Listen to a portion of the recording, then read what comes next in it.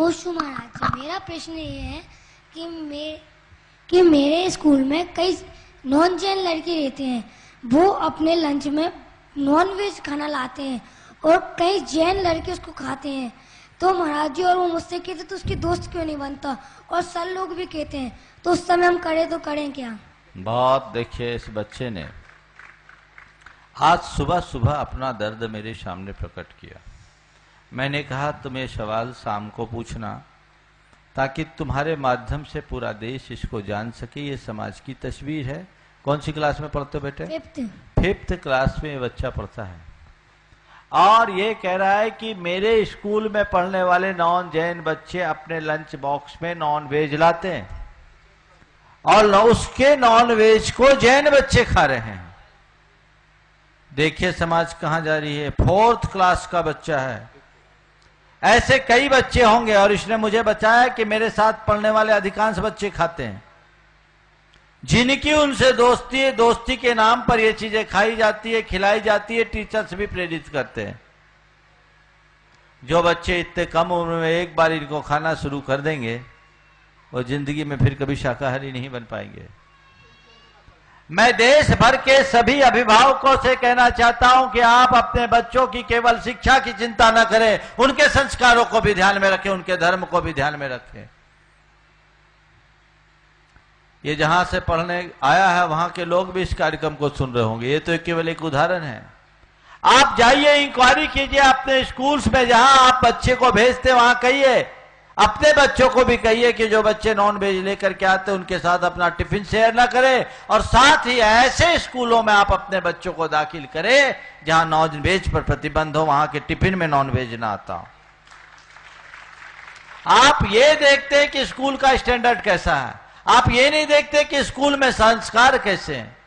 आप चाहते हैं अपने बच्चे को मांस खिलाना, आप चाहते हैं बच्चे को अंडा खिलाना, आप चाहते हैं अपने बच्चे का धर्म भी नष्ट करना। जो बच्चे इस उम्र में ऐसे पद भ्रमित हो जाएंगे, पद भ्रष्ट होंगे, उनका भविष्य में क्या होगा? यह बहुत गंभीर चिंता का विषय है। इसलिए जैन लोगों को और सभी अहिंसक शाकाहारी लोगों को इस बात के लिए जागरूक होना चाहिए। आज भी ऐसे बहुत सारे विद्यालय हैं जहां नॉन वेज की बात तो जानने दीजिए, जमीकंद भी नहीं दिया जाता। हजारीबाग में एक नमन विद्या मंदिर है, रिंकू गंगवाल उसे संचालित करता है। बहुत 5 स्टार स्कूल है, बहुत अच्छा पैकेज है, लॉजिंग बोर्डिंग की पूरी सुविधा है, 1 लाख रुपए से ऊपर की उसकी फीस है।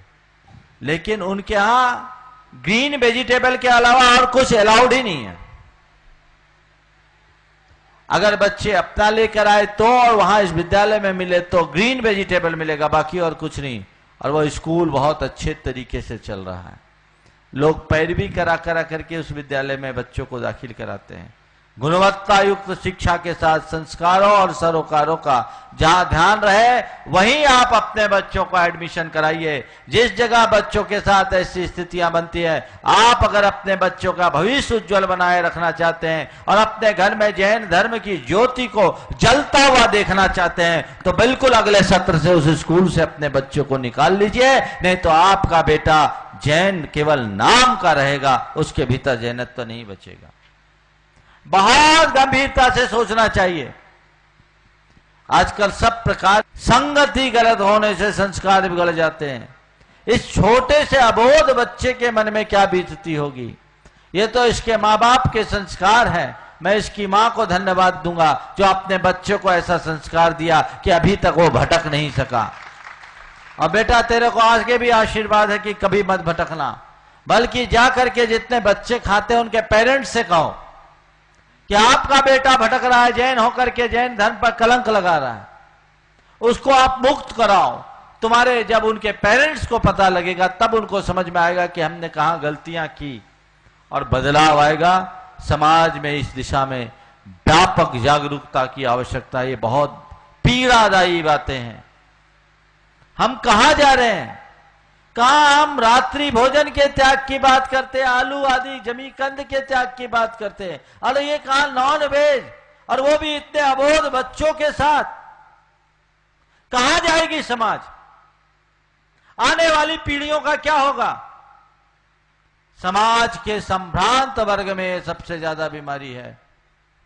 उनको सोचना चाहिए और समाज को ऐसे विद्यालयों की स्थापना करनी चाहिए तथा ऐसे विद्यालयों को प्रोत्साहित करना चाहिए जो हमारे अहिंसा, शाकाहार जैसे मूल्यों को प्रोत्साहित करते हों, अन्यथा सब गड़बड़ा जाएगा। आज बेनाला जी ने बोला कि हमारे बहुत सारे बच्चे आजकल ऐसे स्कूलों में जाने लगे हैं जहां बिल्कुल विरुद्ध सभ्यता वाले लोग जीते आते हैं, उनके बच्चे आते हैं, एक दूसरे से घुल मिल जाते हैं और गड़बड़ हो जाता है, लव जिहाद जैसे दुष्परिणाम सामने आते हैं। पहले से बचिए।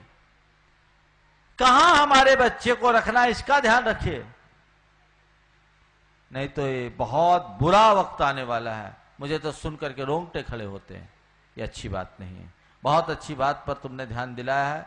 इसको एक अभियान बनाओ, छोटे हो पर एक अच्छा कार्य करो। और मैं पूरे तुम्हारे साथ जो आज विपिन तुमसे कहता हूं, अशोकनगर समाज में जागरूकता लाओ और जिस विद्यालय में ये बच्चा पढ़ता है उसके मैनेजमेंट से भी बात करो कि इस तरह का कार्य करना कतई उचित नहीं है। बैन करो नॉनवेज पर, नहीं तो हम सब जैन बच्चे वहां से निकाल लेंगे।